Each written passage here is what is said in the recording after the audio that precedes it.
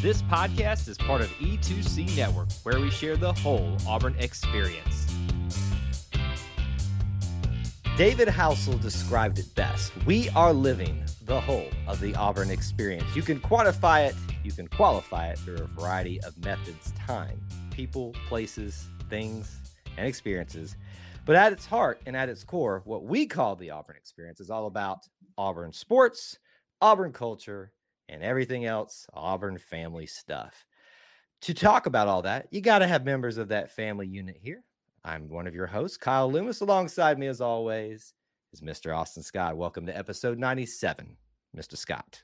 97. We're getting closer and closer and closer to the big 100, Kyle. I know it's one of those things. It feels so daunting, like you almost have to pull something off amazing for that. But in the same token, you almost like, are we really at? I can't believe that we're almost at episode 100. It just feels like yesterday that you and I finally agreed to start doing this on a regular basis, and somehow, some way, we've maintained it. Finally agreed is correct. If people only knew how long we talked about it before it actually came to fruition. Well, it's partly on me, and I get these ideas all the time, and sometimes it takes me a minute just to follow through with them and making schedules align and all that kind of stuff. But hey, we're here, episode 97. That's right, episode 97 after a bye week. Oh, nice little weekend to relax and just check out the rest of the college football landscape. Can we just say bye to bye weeks? It's just lame. I hate, and we got 2 of them this year. Like, I'm so upset. First of all, I'm sorry. Give me a rant to start. Here we go. I'm so upset that we had 5 straight home games in the scorching heat of September. No. Yes, the scorching heat of September. But not only that, and not meaning we're not going to see October at all, which is this amazing weather we've got right now for Auburn, but also 2 bye weeks. Can I get any more worse of a scheduling nightmare for myself in this one? I know I shouldn't be this upset about it, folks. There are much greater things in life going on right now. I'm very blessed, but I cannot stand five games in a row, but also 2 dang bye weeks. Say bye to the bye weeks. Okay, I'm done. Let's get into Auburn potpourri and start talking about some of these things that happened this week. We got some cool things to talk about. I think one of the most obvious things, if we don't start the show by talking about it, is commitments and what continues to be an amazing 2025 class for the Auburn football team. Your next commitment is wide receiver, another flip, Sam Turner from Georgia Tech. We wrecked Tech, Austin. How does it feel? Well, I've been on the show and publicly said I would like to bring back wrecking Tech more often on the field. But the recruiting circuit will have to do with Sam Turner, the receiver, flips from Georgia Tech to Auburn. Another one that I think we've had people kind of on the know about recently and just waiting for it to finally be finalized, but he finally does. And super exciting. You mentioned it, another flip. It feels like that is Hugh Freeze's bread and butter when it comes to recruiting is letting these guys know that you might have your decision made, but I'm going to show you what Auburn's all about. And he continues to just do that very well. So really exciting. Love to have another talented receiver to this already young, talented receiving room next year. And it'll be pretty interesting to see maybe who the next flip is. Yeah, and I think a lot of times people will not get super excited about a particular commit, because we're talking about the Freeze 4 that just arrived here and all of the hype that was around that. And so it's not maybe as exciting of a wide receiver room this year just because of the amount that was brought in last week. But what you're seeing is another opportunity for someone to kind of come in here and work behind, at least to start off with what we would assume, some of those core 3 or 4 that have already started playing for Auburn alongside some others. Derek Smith is another wide receiver commit in this class. So you may not have the most exciting class for wide receivers this year. I don't know. It's not done yet, but this is another piece in the puzzle. But I loved what you brought up was the flip factor. I mean, we're talking about flips from Georgia Tech, Georgia, Alabama, Michigan. There's another state in that, or there's another school in that rivalry that may be on the table for something like that. Penn State. Who am I forgetting? There's several. Notre Dame. Notre Dame at this point. You could throw not for this cycle, but like last year, Keldrick Falk. And I know I'm missing a ton of other flips that have happened for Auburn football. under Hugh Freeze. So just another cap or feather in the cap, I guess I should say it that way, for Hugh Freeze and what he's been able to do in his most successful way of starting here for the Tigers on the recruiting front. And Sam Turner is another piece to that puzzle. Let's move off sports for just a little bit and recognize this is a somber note, but someone that is extremely, extremely important to the Auburn experience. A figure that now with her passing obviously leaves a hole in our orange and blue hearts, but her legacy is well covered here from her time here at Auburn, what she represents, what her namesake and an award that's given out is provide. And that's Miss Leah Rawls-Atkins, who just passed away this weekend. Some of you may recognize the name. Some of you may not. You'll most probably recognize it from the Lee Rawls Atkins Award, which is presented annually for excellence in academics and athletics to a student athlete who models leadership, integrity, and courage in the highest, and is the highest honor for an Auburn female student athlete that can they receive. So obviously a great impact on female athletics here at Auburn. But as a whole, I mean, if you go back and read this lady's history, you're talking about Alabama Sports Hall of Fame as a water skier. Yes. That threw me for a loop, Austin. I did not know that was part of her history. Were you aware of that? No, I not as water skiing. I knew that she was. I had heard she was the first female inducted in Alabama Alabama Sports Hall of Fame. Did you know she was the first person to get her doctorate from Auburn University? I did not know that. An icon. I went back when we decided we were going to bring her up on the show, and I thought that she might have been my commencement speaker when I graduated. She was not, but she was the year before I graduated, and I remember it because I remember thinking that has to be an incredible one, and I was sad to miss it. But sad to hear of her death. An Auburn icon, no doubt, and someone that her name has already been immortalized at Auburn with the award and all her other achievements, and there's no doubt that it will continue to be that way even now that she's passed away. Yeah, obviously sad, but we continue to honor her. You know, she was an amazing history buff. I mean, her connections here at Auburn are vast, but, you know, connections to Suge and yes, some of her family who worked for Suge and all that kind of stuff. So, I mean, you're talking about someone who's not just the namesake of an award, but is probably one of the bigger connected tissues here at Auburn. And even though they're gone, obviously their legacy continues on. And as long as we continue to bring these people up, talk about them, it continues to build upon the experience that's already been laid by her and broaden the Auburn experience as we like to talk about it here. So obviously sad to hear, thinking about her family, her friends, all loved ones. But obviously we hope that they feel honored in the way that the Auburn family has responded in talking about Miss Leah Rawls-Atkins. And obviously we will miss her. Let's talk a little bit about some people in the pros. Well, that used to be in the pros, I guess.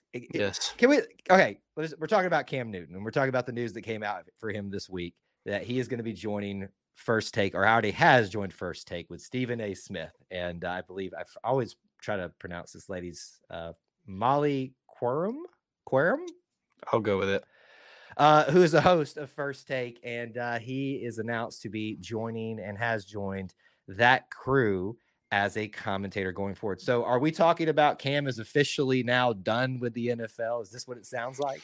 Yeah, I think so. I'm not sure he's going to announce his official retirement anytime soon, but I think Cam is probably, if he's headed to the TV circuit, that's usually one of the first indicators. I'm not super familiar with First Take. I don't normally watch it.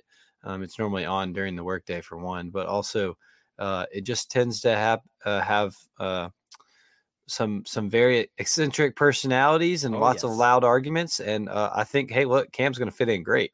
So good for him. And it might make me tune in a little more now to see Cam on there, but I think he'll fit in well.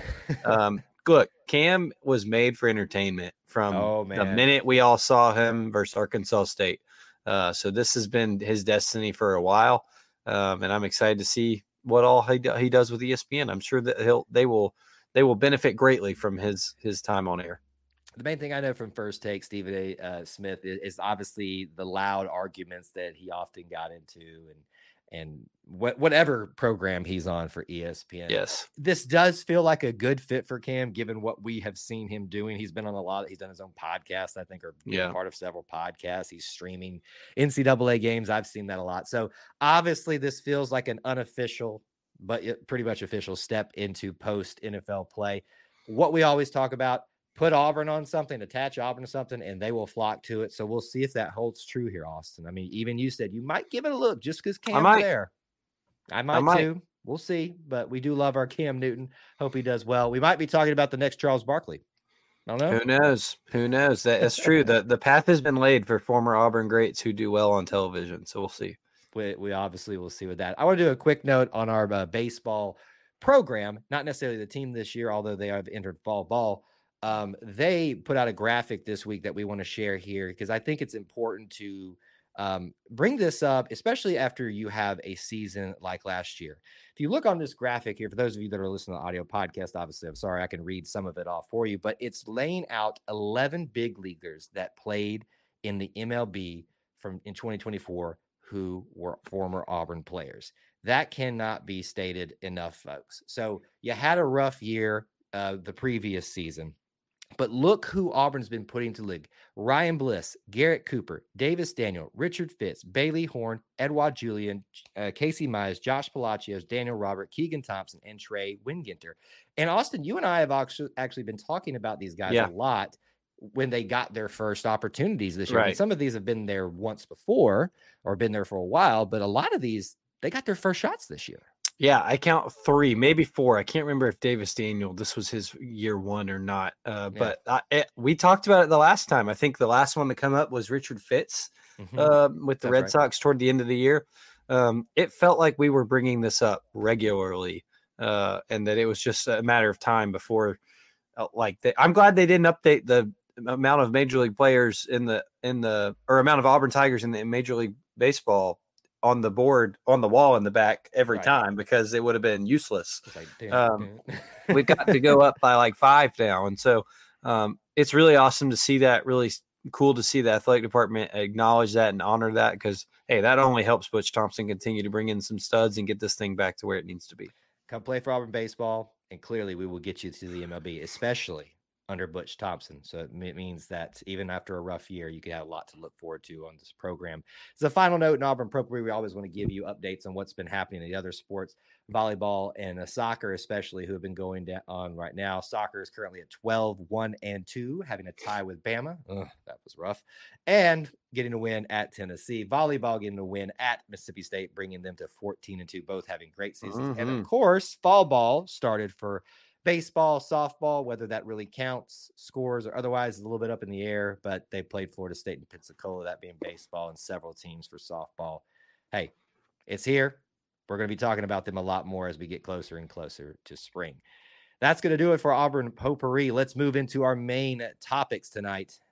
We're in a bye week. And as I went on my rant a little bit earlier, Austin, I know I'm going to not do it again for this segment, but I'm tired of byes. But it does give us an opportunity to sit back, assess, maybe grade how we've been doing as an Auburn football program in 2024. I'm putting you on the spot, and you and I talked pre-show about this. There's no real set agenda for this or anything. Yeah, folks, I know very little about what's about to happen. I just want to go put that I'll be honest with you. I don't either. I've tried to look, I'll just pull the curtain back. As a producer, in a sense, for the show, I try to kind of set the guardrails up for myself mainly, but so Austin knows kind of where we're heading. And I just told him, I was like, look, I know I want to talk about this. I just don't know how I want to talk about it. So this could go wild. I want to start with this, Austin. We have played 6 games in the football season. We're mid-season. Right. Perfect timing for a bye week if you got to have it. I won't do my rant again. Oh, we're having another one. Do you remember that? Just stop. Don't. We're going to have another one like in a few weeks, Kyle. So where's that one perfect for? If you're watching, the redness on my face is not from the lights. It's from Austin getting my blood pressure going again about 2 bye weeks in the season. We are sitting at midseason. If you had to put one word to describe 2 and 4 for Auburn football to start this season, what would it be? One word? Is that what you said? One word. How about I'll give you 1 or 2, so a phrase. No, I mean, I'll stick with 1. It's disappointing. I don't think that you can really say it's not. That's an easy word to use for it, but it's disappointing. We all thought that Auburn had the potential, and they do, have the Yep. potential, but we all thought Auburn would put it together to not be anywhere near 2-4 this year so far. I think that most had, whether you were honest with yourself or not, there were expectations that were higher than this at this point in the season. The opposite of this. Yes, right. Yeah, I think many expected at least 4-2, and so it's incredibly unfortunate, and not where this program should be. But if I had to make the phrase, I think choose to look at it as disappointing, but there's signs of optimism there. Sure. There are signs that show that this program looks like the youth in it could be helping it get back on track. It looks like that the right people have good intentions, that all the things just need to work together. And that's probably the most frustrating part, which is probably another word you could use. So 2-4 is disappointing, frustrating. But I really struggle to see the viewpoint of the people that think that it is where, I don't know, I can't think of the word of what those people would say, but it's not as bad as it might appear, if that makes sense.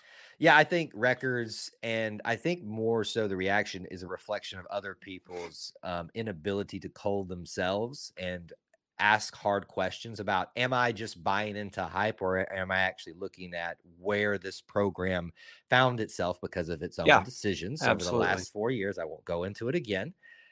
It's right there for everybody to see. You can't argue with it anymore. But frustrating was what I was going to say. And I know those are two kind of very just generic, boring phrases, but frustrating. And you said, again, disappointing. I think struggling, not struggle in a sense that this team isn't capable of more, but just struggling to find to make things line up. You look at this team statistically, offensively, and you see some of these things. At least going into the Georgia game, we were still leading the country with 10 players have 10 passing touchdowns to 10 different players. Explosive play statistics out the wazoo, all these things, and yet we can't win more than 2 games. Is it as simple, Austin, as turnovers and third downs? Is it that simple? Yeah, it certainly feels like it, right? I think I understand the argument of throwing quarterback play in there, and that goes into turnovers. But decision making is probably a broader topic. I think you could throw in there, whether it's a good one, whether it's coaching or players making decisions or things like that. I think you can lump all that in there. But everybody being on the same page in that decision making has been the biggest thing to me, and I think that bleeds into all those other areas you mentioned. So. Look, I think the biggest thing that you have to be able to take away from as college football season as a whole is that it is wide open. And I don't think I really have a issue with people saying, well, this team's not winning another game this year. This team's only winning one more game this year. That might happen. I'm not saying that it won't. That might happen. Yeah. But I don't think you can be as certain about that given the state of college football this year. With people lining up each weekend, not knowing who's winning, and people, the landscape seems to have leveled out a bit. So, and what fun is it to act like that and go into the rest of the season like that when we all moan and groan for 9 months about wishing it was back. So it's just I'm about to get on my rant. We don't need another one of these. You might say it's a good time, a good college football season to anchor yourself and not be so cocky about things. I mean, there's opportunities to learn, and well said. Just throwing that out there for anybody that wants to listen to that. So maybe let's talk about grades. I went back and forth whether we want to grade half a season or something like that, but I think it maybe helps put us talk about this a little bit more. Let's do the bad one. We know we're going to have bad grades for this area, or at least I assume we will for the most part. The offense. Let's grade the offense. I mean, are you doing thumbs up, thumbs down, no grades? Hey, the E2C lifers know it. Is that all we're giving right there? Know it? Yeah, I'm going to say, I'll give explanation. I think it's two thumbs down for me. I think you could say 1.5 if I was physically able to do it. I don't think it's been dreadful. You have to show the signs to me of Now they've beat the opponents they're supposed to beat, right? And you Yeah. could say that maybe they were supposed to beat Cal or they were supposed to beat Arkansas. But I think that overall everyone would agree it's been disappointing. But I think that all goes back to what I was just saying about that everybody needs to be on the same page. Decision making has been bad. Turnovers have been bad. And I think that we've shown progress, very, very small, but there's progress going there that you have to hope maybe toward the back half of the season all comes together and Auburn can do some Auburn magic like they're used to. Yeah. I would probably give it, if we're going to do the thumbs, I'm going to give it like a sideways thumb because I don't think you can ignore the statistics, and I don't think you can also ignore the reality of this. I mean, both those things have a place in this. The reality is Auburn has lost 4 of its 6 games, largely, I think, at least half of deficiencies in the offensive area, strictly around turnovers. Yes, quarterback play is lumped in that. We're not forgetting that, folks. But if you're also ignoring the fact that running backs have dropped the ball a ridiculous amount to start off the season, and also like other situations of drop passes, missed routes, all those things, people being played when they're injured, Offensive line. That. So I think I can't even give it a thumbs down because the statistics are there. I'm like flat. I can't go fair. up. It's right here. I think that's the frustrating part about this for everybody. It's so clear what needs to be fixed. At least we see it here. And I think that's what makes it hard to process. And I'll tattle on myself there because I just called out people who have unrealistic expectations, and maybe that alters where their viewpoints are at this point. I think I had high expectations for this offense with the recruiting that came in, with the first game putting 70 on somebody. And so, that's probably alters my choice of thumbs down there more than anything. But it is what it is. I really struggle with people who say they don't see progress. And I think that there is obvious progress there. Maybe minimal, but we'll see where it goes in the back half. If people say they don't see progress, that's them wanting their narrative and their thing that they complain about constantly to be true so that they can say, I told you so on social media, but never to anybody's face. I'll leave it at that. All right. So there's offense. Defense. This one is hard for me to process because you've had a defense that has at times let down, but has also made great adjustments at times and has given a struggling offense in terms of completing what they've been doing outside of yardage and explosive plays, opportunities to be in the game and stay in the game. Correct. Especially over the last couple weeks, they played a Georgia team that I think at their place, really needing to come off a disappointing loss to Alabama, keeping them in check for the majority of the game. We talked about it. Some players that are really rising up that we've known for a while. Keldrick Flock, new players are starting to show up a lot too. Some mainstays there too. I mean, how do you did it? Thumbs up, thumbs down. What are we doing? I'm giving the defense a thumbs up. I mean, I think like you said, they have been a unit that was overall that had a new coordinator and a bunch of new faces and had big question marks coming into the year. And like you said, they have kept Auburn's offense in the game despite having to play a lot more snaps than they should. And despite having to really pick up the slack that they didn't really give a lot off for. And so I think the fact that they've been able to do that, there's been a lot of bend, don't break for this Auburn offense. And of course, or the Auburn defense, of course, at the end of the day, yes, they gave up more points than Auburn scored. So I get what you're saying, what you could say about, well, that's the 4 losses right there. But I think when you look at the total picture, they've done a lot better than people gave them credit for coming into the year, and have kept Auburn competitive in some of these games that have been heartbreakers for them. Yeah, they definitely have. Let's talk about special teams very briefly. And I know it's hard to also, everything's difficult this year. Struggling, right? That was one of the words we talked about.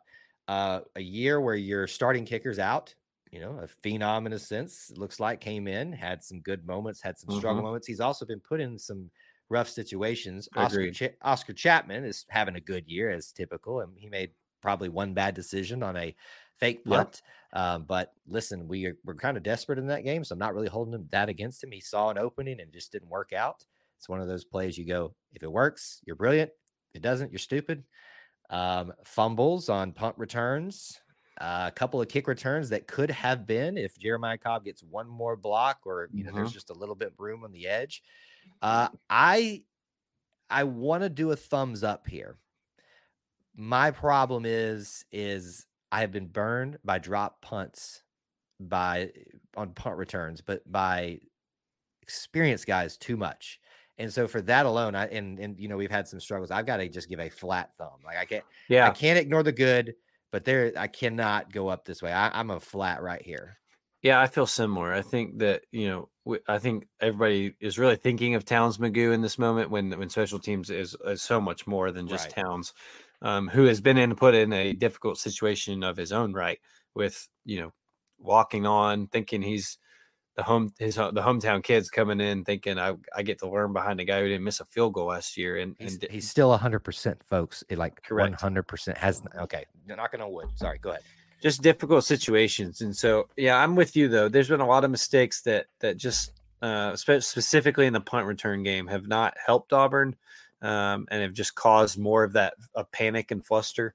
However, I think that it's a good unit, and it's a good unit that can clean things up and help Auburn win. It's just a matter of making sure all those cogs and wheels are oiled right. It is. So whether you agree with our assessments or not, those are kind of how we feel. Talking a little bit at the start and giving you it turned into a thumbs up, thumbs down segment. Not really a grade, but more of a do we approve or not. How many people remember that, Kyle? Oh man, listen, it can't be that many. If you've been around for a while, Austin with the thumbs up, thumbs down post football games. And I'm not saying it won't ever come back. Maybe, it might. Who knows? Who knows? We're just happy to have Austin here on the show talking about these things. So mid-season, first bye week, that's our assessment. We'll certainly have another one when this whole thing shake out and when that second bye week comes around, I'm sure too. So we'd love to hear your thoughts as well. Let's talk about our other major topic tonight. And we are inching closer and closer and closer to basketball season. But the wintertime is more than just basketball season. There is so much going on. Not only are you having overlap with things like football to some degree, and volleyball goes a little bit, but soccer stops like about if you don't make it too far in the tournament, Halloween time, all that kind of stuff. My point is this: there's a lot to look forward to. Men's basketball, women's basketball, gymnastics, equestrian has a little bit of a break in winter, but gets going again in the late part of the winter. You've also got swimming and diving, and then you'll have another overlap again as the winter starts to close down with softball, baseball, and all of that. The busiest time of year for ADs. So Austin and I got to talking about, we talk about the Auburn experience here. What would be some weekends that we would recommend for people, and how do you spend how do you spend those weekends during basketball season? Because let's be honest, that's our major focus here. But let me start that with you, Austin, before we look at some of the weekends that we think you should know about and pay attention to as Auburn fans, out more than just basketball. But how do you spend a basketball weekend? Like, what does that look like for you? I know it's different than football, but any clue there? Yeah, well, it's usually colder, right? So and when basketball season rolls around, it tends to be colder. There's different game times, like football, but the atmosphere isn't quite like it is. Like, it doesn't consume the whole town. But it should. So it definitely should, and definitely could on some of these weekends that we're going to mention. So yes. I don't know. I love to be able to just like take in the students lining up. I love to be able to take in when it's a bigger game and students are going to spend the whole day or even the night before out there. I love to take all that in and see what all that looks like, because the basketball atmosphere has just become so rejuvenated since Bruce Pearl got here. And it's just something special about Auburn that we have not had, but for just a short amount of time. And when you look at the overall of the Auburn experience. So I don't know if there's like specific things that I do for basketball game days, just because that maybe there aren't things, and maybe there's things that we could brainstorm or create. But maybe there should be. I'll throw something out here before we get to looking at some of those weekends. I think we've mentioned it here. I know you and I have talked about this, at least to some degree. I think there's opportunities on some of these weekends in the winter to create a somewhat football-like atmosphere. The reality is you fit 88,000 in Jordan Hare. I forget the attendance capacity of Neville. like 9,500 something. Almost 10,000. Okay, so we're There we talking, go. a big drop off there. So just that alone is going to limit the amount that come into town. But there's other things to do, like we're going to talk about gymnastics, women basketball, and those aren't on the same day either. And swimming and diving sometimes in town. There's a couple opportunities for that. You could have a reason to come to town, even if you didn't have a ticket, if there was an organization around maybe showing the game, not in, obviously there's going to be tickets. You go into the games for the men's basketball games. But I don't know, for a certain event they seem to do every year with a camp out, they put a giant screen out there in the green space. Sure. Why not put it out there and let those that want to come to town and quote unquote tailgate, watch it outside in the cold, in the elements? I would do it because I think that would just be a great time. Because let's be honest, Bruce talks about it a lot. Tickets are expensive, man. Right. And single game tickets just went on sale and they went quick. And so, I mean, I think that's a great idea. That's the possibility of creating that atmosphere. It's kind of like these big NBA or NHL championship games when the team is sometimes in the arena or in the opposing team, and they just create watch parties. Yeah, I think you can create a watch party while the game's going on 100 yards away from you in Neville Arena. Let's take it a step further here, and I'm going to bring Bruce into this too. So, Bruce, I know you're probably not watching, but I'm going to say this for you. What if, because everything's got to make money these days, and I know that's the biggest thing, is if they can't monetize it, sometimes it's going to be you want people in the stadium. What if, because you're able to block off those walkways into that space pretty well, I would think. What if you can only come into that space for the game watch if you donate $5 to Outlive? Done. Right there. That's all you got to do. $5. I like it. You come in, you brave the elements. There's no guarantee. You can bring a chair in too as well if you want to. I don't know, something like that. You watch the game outside. When everybody comes out of the arena, if there's a win, everybody's just going nuts, crazy. We all go to Toomer's Corner together. You've got something special like there. And there's already people that came into town for gymnastics. And then some might even stay over, as they are starting to do already, for women's basketball the next day. Let's not even get into my rant about how they should be on the exact same day. And we should have a full day's worth of events in Neville Arena. But anyway, I know that's another rant. I think Kyle wants Rhett Hobart and his team to pay attention. I do. And I know a lot of this is out of their control because there are scheduling things they can't control and things like that. To me, it's such a money-making opportunity. To me, it's such a community building opportunity. And the problem that is arising is basketball games are just getting way too hard to get tickets to or expensive. Sure. Yeah. And you can create opportunities to be in Auburn, help the university, help the city, help a cause, and still continue to build this crazy atmosphere that maybe College Game Day does their first show for the basketball version outside. Oh. I'm done. Okay. I think it'd be great. And I think that I remember this being talked about a little bit, like after Pearlville, Jungle Village, whatever you want to call it, or whatever Coach Pearl wants us to call it, back the first time, was that because it got so mucky, right? Like it got so muddy and gross out there. And that I would love to see that area kind of be revamped for that, what Kyle's talking about as being more of a hosting site, and be more not family friendly. It's already family friendly, but be more friendly to people gathering and people coming just for the atmosphere, not specifically the game. So maybe that's all in the future.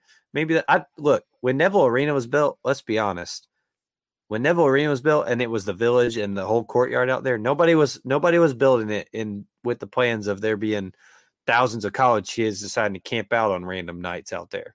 Right. So it can evolve. It can change. Who knows?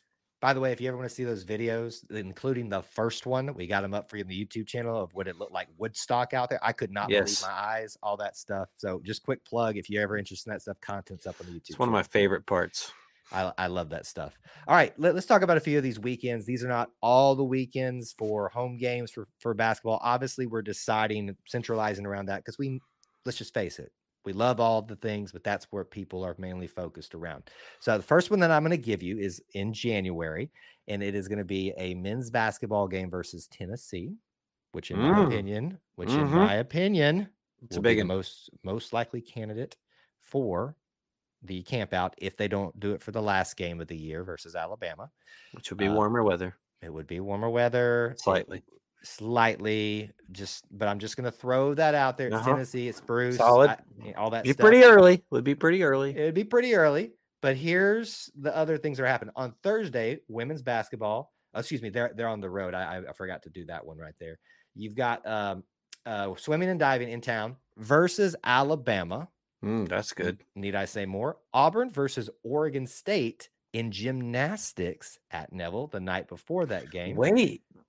That's big deal. That's a big deal. Is USA Gymnast still on Oregon State's team? I don't know, but Jade Carey, I think she is.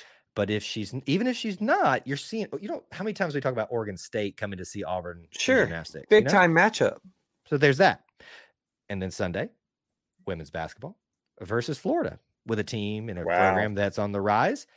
That might be your best weekend for just winter sports for Auburn, period. Just to be honest there. So you think it's too, you think it's too early for Pearlville with that? Remind me the date.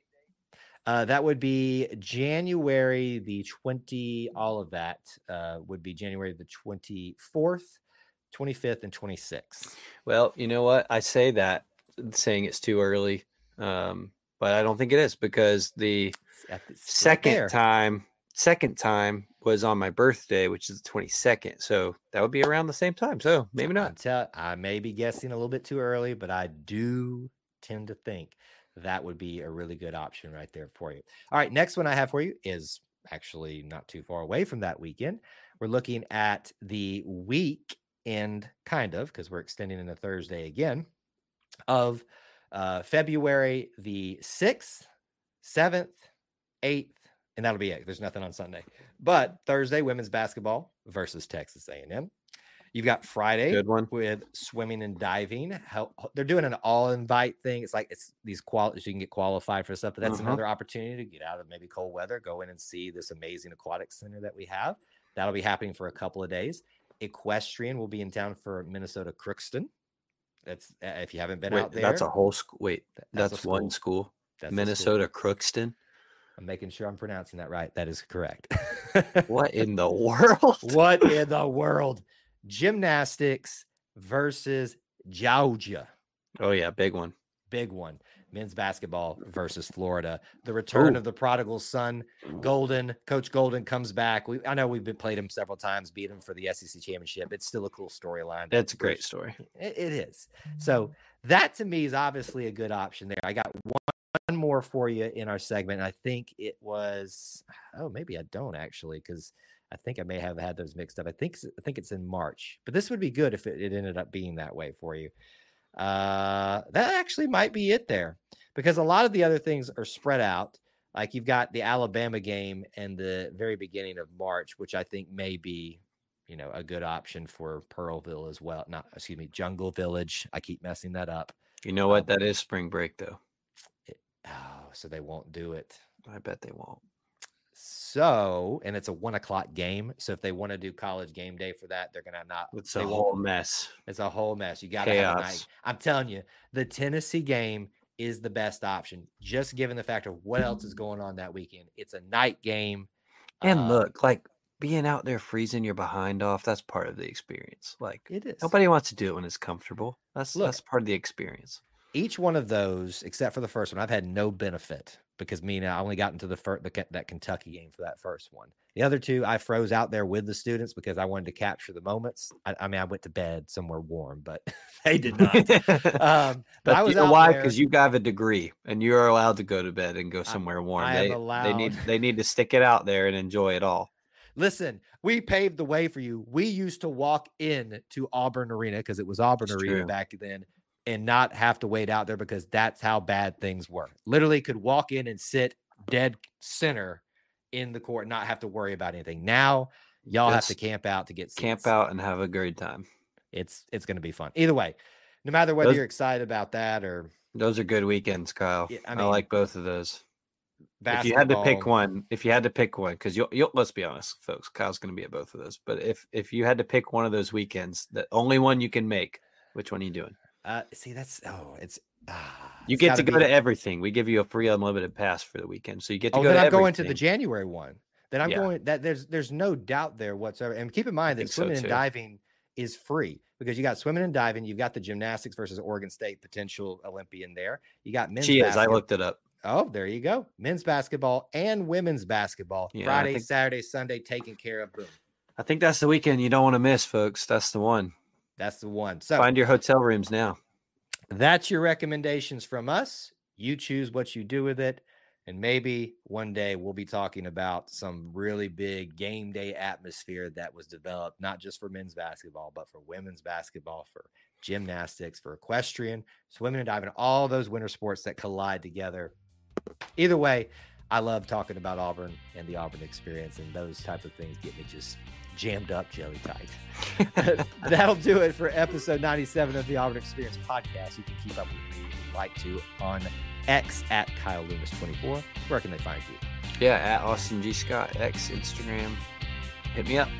Thank you guys so much for tuning in and hanging out with us for episode 97.